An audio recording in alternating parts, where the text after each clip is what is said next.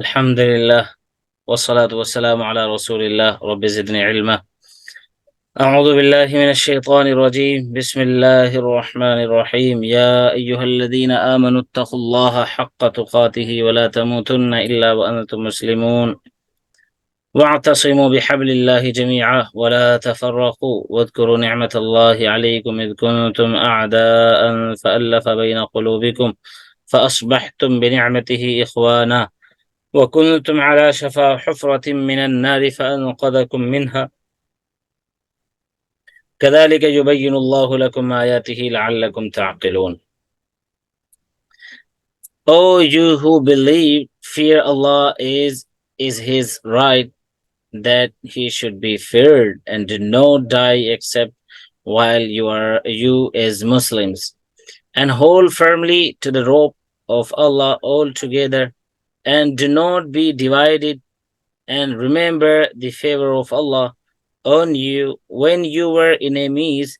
Then he made friendship between your hearts. Then you became by his favor brothers, and you were on the brink of pit of the fire. Then he saved you from it. Thus Allah makes clear for you his verses so that you may be guided.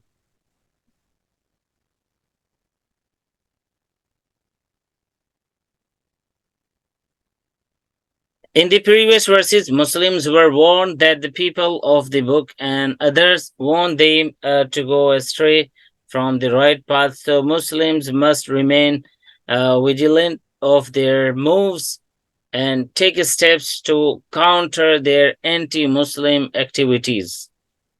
In the two verses appearing here, two important principles have been given which go to make the collective strength of Muslims impregnable.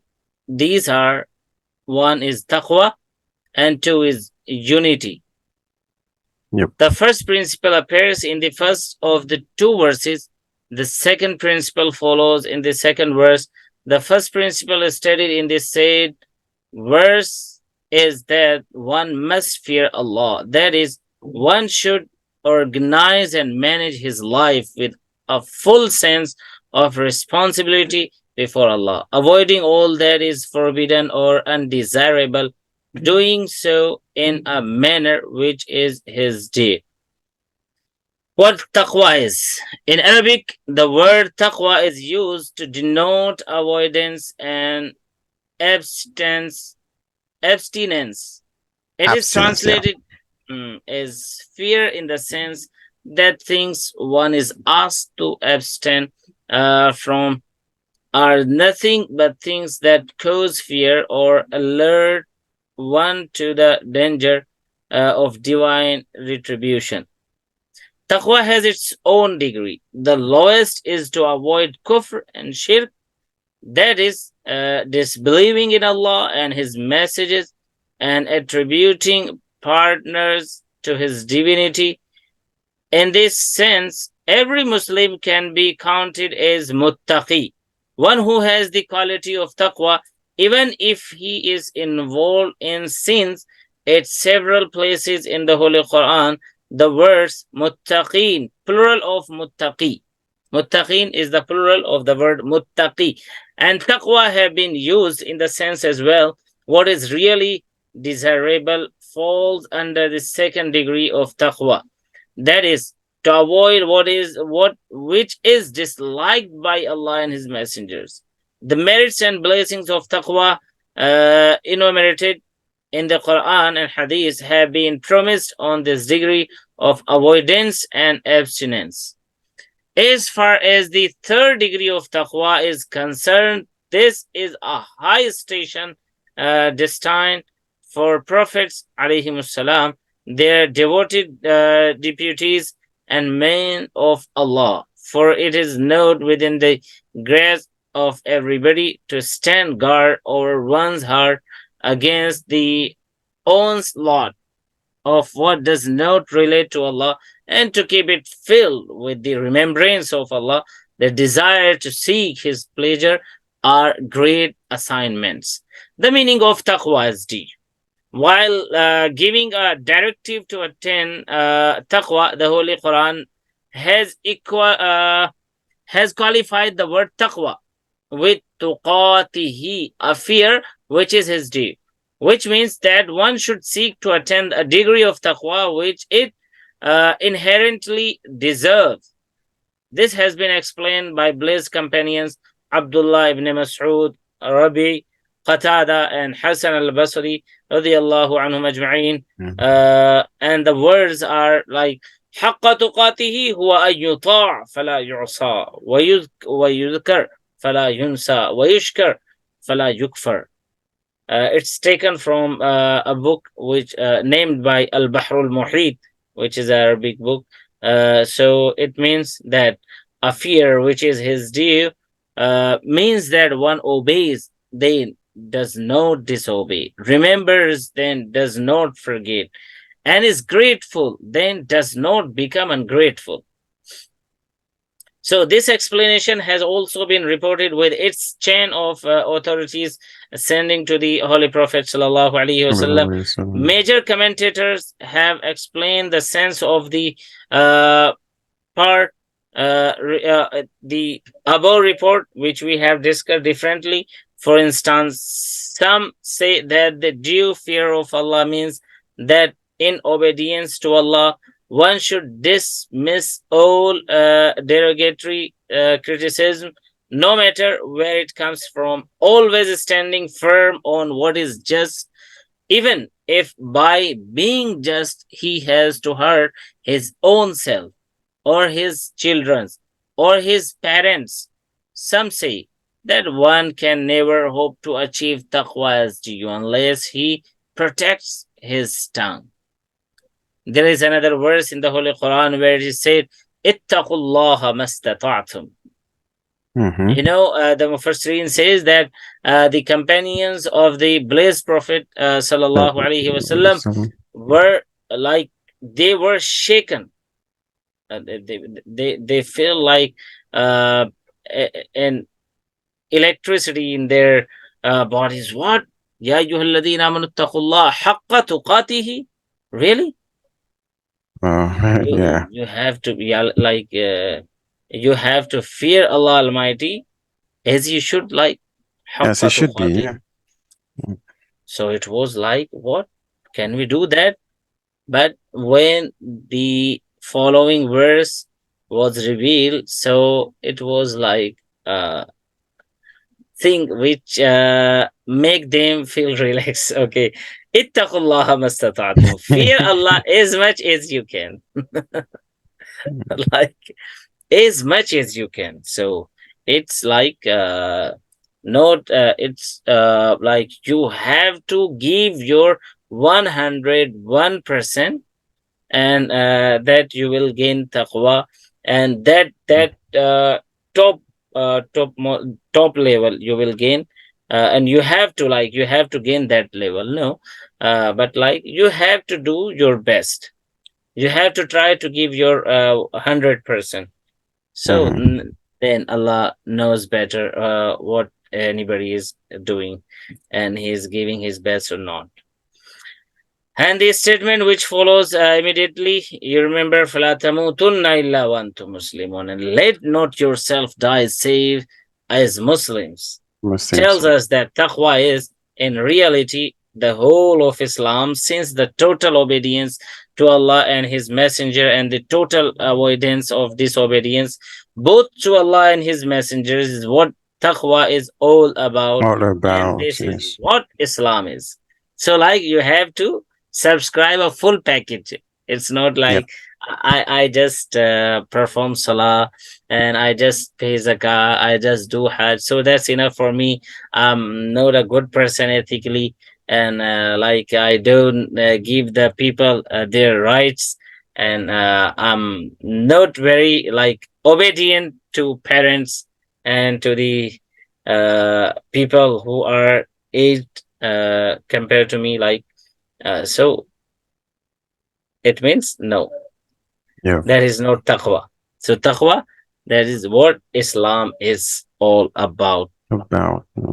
The command in the verse, and let not yourself die, save as Muslims, raises a possible doubt. Is man does not control death. It may come anytime, anywhere. This doubt is removed when we consider the hadith كما تحيون تموتون وكما تموتون تحشرون. Subhanallah.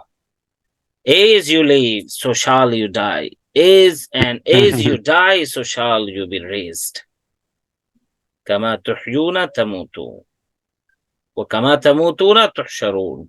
So فلا تموتن إلا وأنتم مسلمون. Therefore, anyone who is determined to live his entire life by the tenets of Islam and to the best of his determination and ability acts accordingly, his death will definitely come, God willing, on a state of Islam. Now about some hadith narrations where it is said that there will be people who may have spent a lifetime of good deeds, yet the entire roster of such deeds shall go waste because of something awful they did later.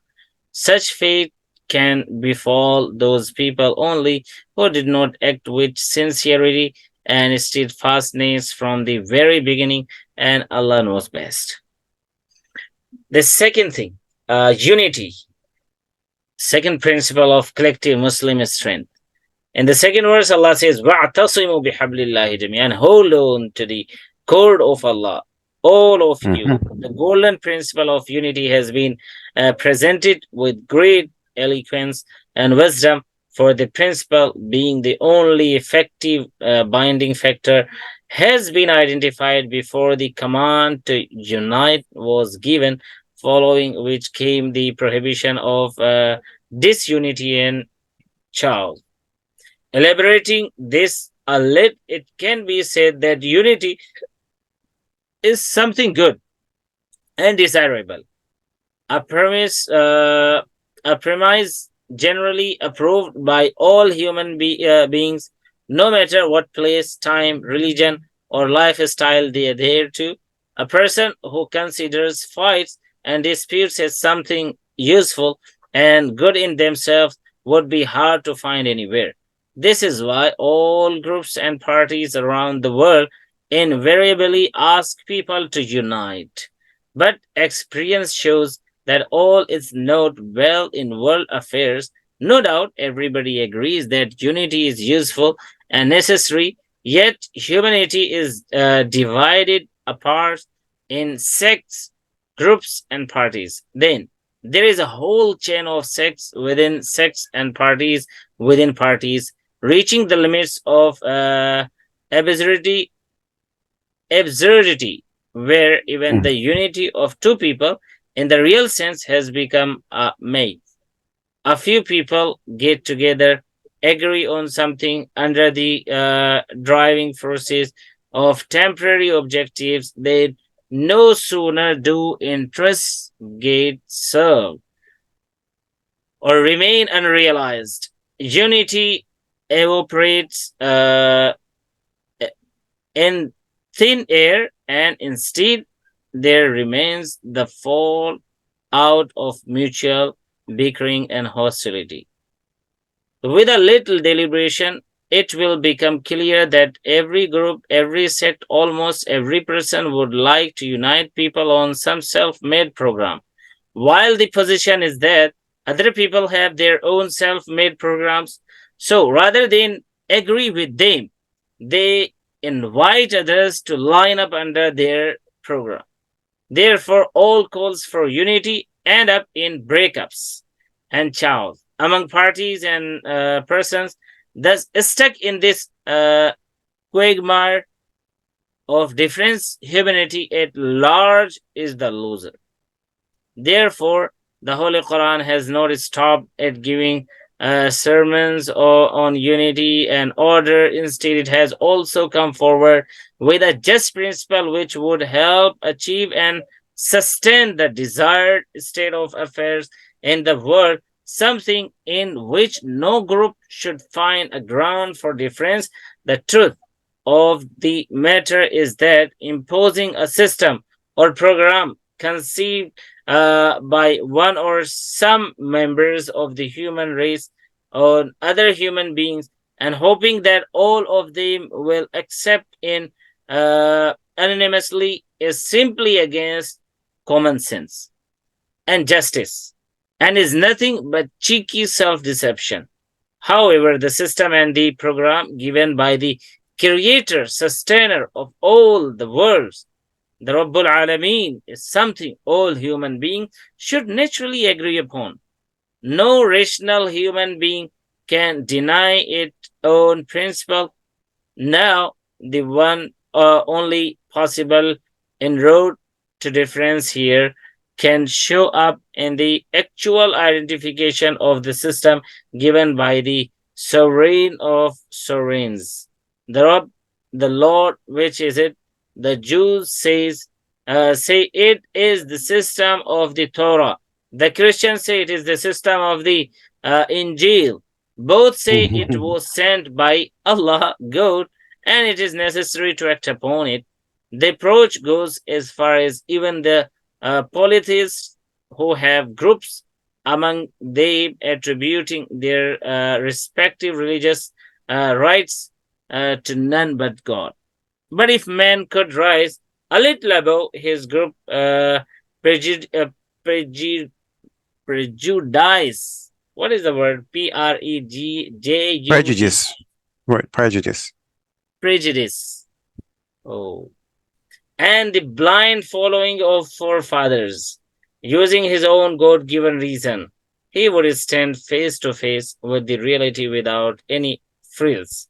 The reality that the last of the Prophet ﷺ has come with the last message of Allah Almighty in the form of the Holy Quran, and that at this point of time, there is no other system or living pattern acceptable in the sight of Allah Almighty. So Allah says, وَاعْتَصِمُوا بِحَبْلِ اللَّهِ جَمِيعًا here. So Hablullah, the cord of Allah, means the Holy Quran.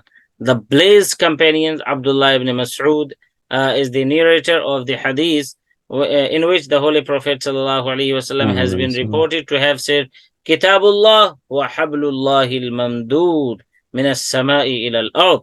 The book of Allah is the cord of Allah extended from the heavens to the earth. In another narration of the hadith by the noble companions, Zayd ibn Arqam, the words are Hablullahi huwa al-Qur'an. The cord of Allah is the Quran. So, Habl also means covenant, and in an absolute sense, it covers everything that can be used as a connecting link. So, the Holy Quran has explained also, إِنَّ الَّذِينَ آمَنُوا وَعَمِلُوا الصَّالِحَاتِ سَيَجْعَلُ لَهُمُ الرَّحْمَنُ وُدًّا, that surely those who believed and do good deeds, among them the all-merciful Allah shall create mutual affection.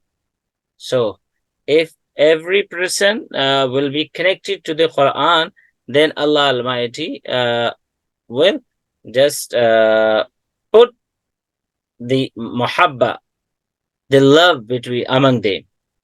Yep. So Islam is the only source of the Muslim unity, and the way is to act upon on the Quran, to know about it, and to just live according Its teaching. its teaching. Yeah. And Allah says, وَأَنَّ هَذَا صِرَاطِي مُسْتَقِيمًا فَاتَّبِعُوهُ وَلَا تَتَّبِعُوا السُّبُلَ فَتَفَرَّقَ بِكُمْ. Also, surely this is the straight path, so follow it, and do not follow other ways which will cause you to become separated from His way. And Allah also says, إِنَّ الَّذِينَ فَرَّقُوا دِينَهُمْ وَكَانُوا شِيَعًا لَّسْتَ مِنْهُمْ فِي شَيْءٍ. Those who have made divisions in their religion and become sects, you have nothing to do with them. So we should just be connected with the Quran. May Allah Almighty give us tawfiq to act upon it as much as we can, inshallah. So, blessing of the brotherhood, Allah also says it is a ni'mah. We're gonna, inshallah, get some knowledge about it in the upcoming verses. Yeah. So have we Oh, time yeah, that's right. I see that. to move on? We have about وَلْتَكُمْ مِنْكُمْ أُمَّةٌ يَدْعُونَ إِلَى الْخَيْرِ وَيَأْمُرُونَ بِالْمَعْرُوفِ وَيَنْهَوْنَ عَنِ الْمُنْكَرِ وَأُولَٰئِكَ هُمُ الْمُفْلِحُونَ.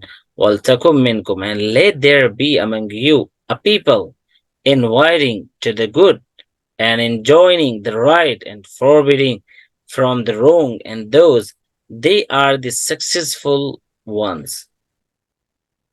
ولا تكونوا كالذين تفرقوا واختلفوا من بعد ما جاءهم البينات وأولئك لهم عذاب عظيم. And do not be like those who became divided and differed after what came to them the clear proofs, and those for them is a punishment great. Azabun azim. So in the previous verses, Muslims were given two principles which guarantee their collective well-being. If everyone practiced taqwa and made Islam his linkage with Allah, the result will be that individual life will be corrected and the collective strength of Muslim will come in its wake. In the present verse, وَلْتَكُمْ مِنْكُمْ, yet another dimension of the proposed system has been added. It has been said here that Muslims are not to rest at the correction of what they think and do individually, but they should, along with that, be affectionately concerned with the good of other brothers and sisters in faith. By doing so, the whole community shall have the benefit of keeping its stance correct at all times, and at the same time, this will guarantee closer mutual cooperation and unity. Collective well-being of Muslim depends on two things, and first one is self-correction through taqwa and a firm hold on the cord of Allah through the Quran and the faith. The second one, the correction of others through Quran, through call like da'wah and positive propagation.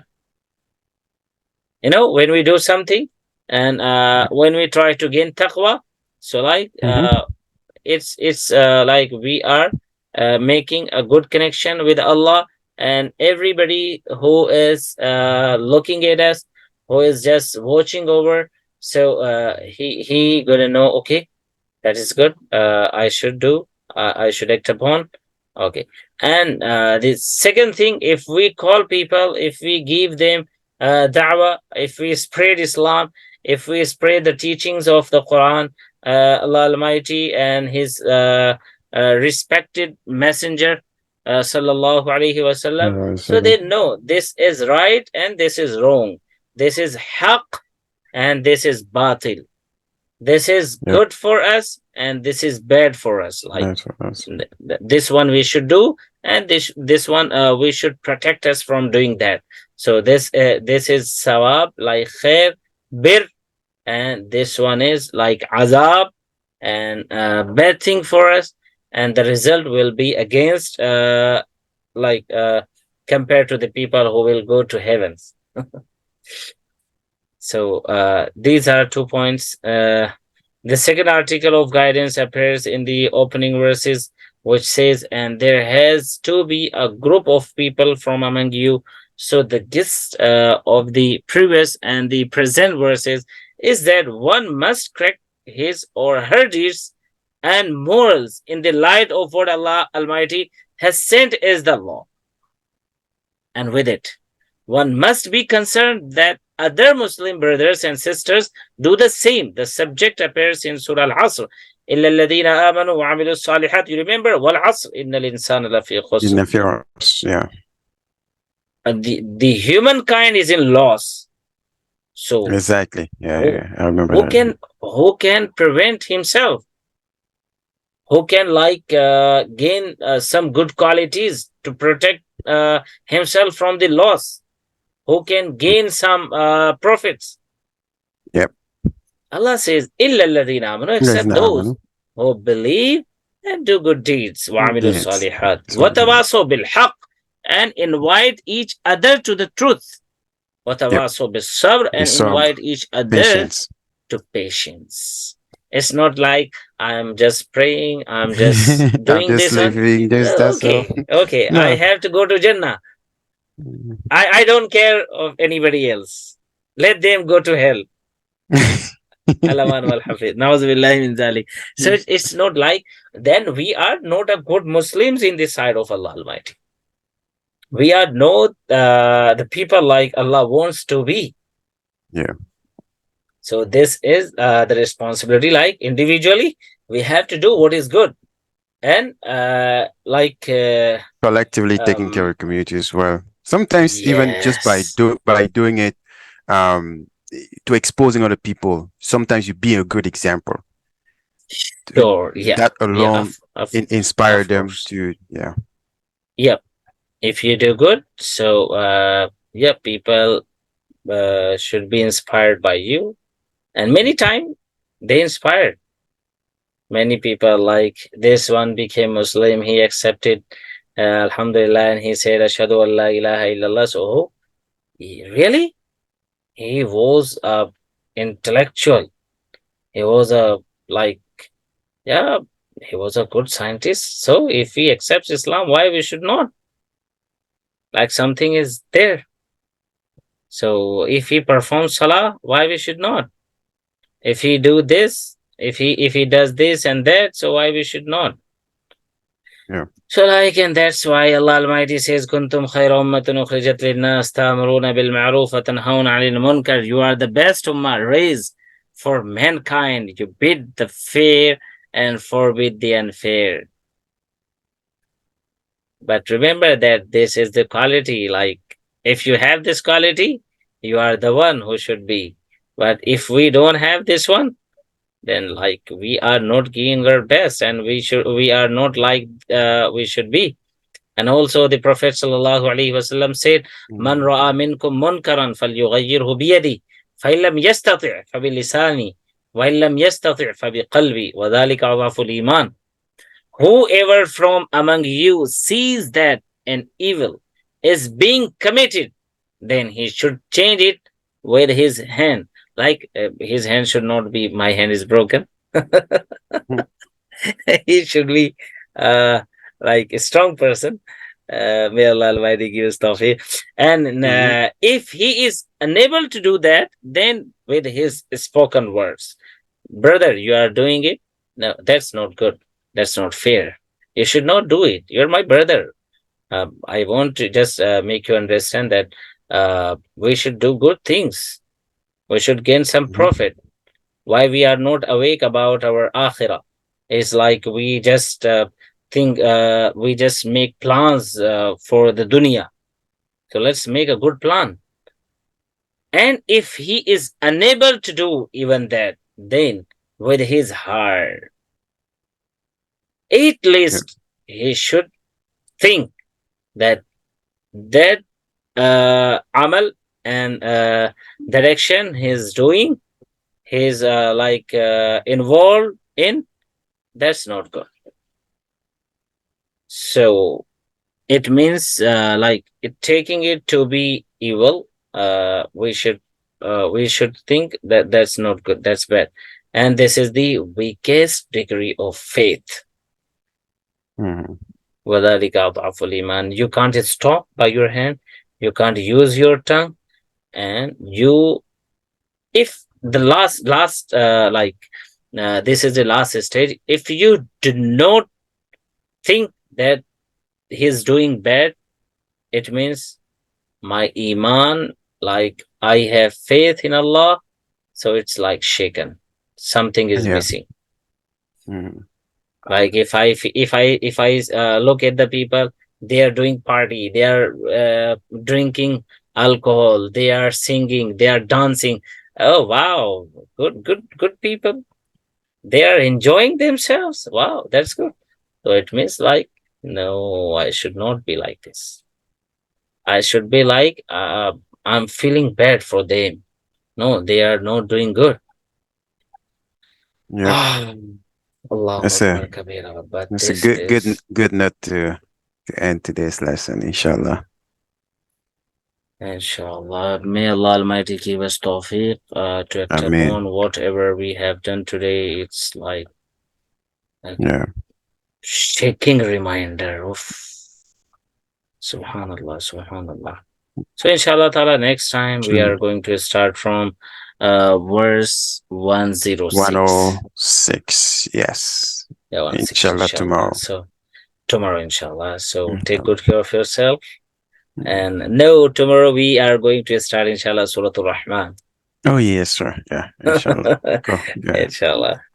Okay, then take good care of yourself. And yeah, keep remembrance in your prayers as well.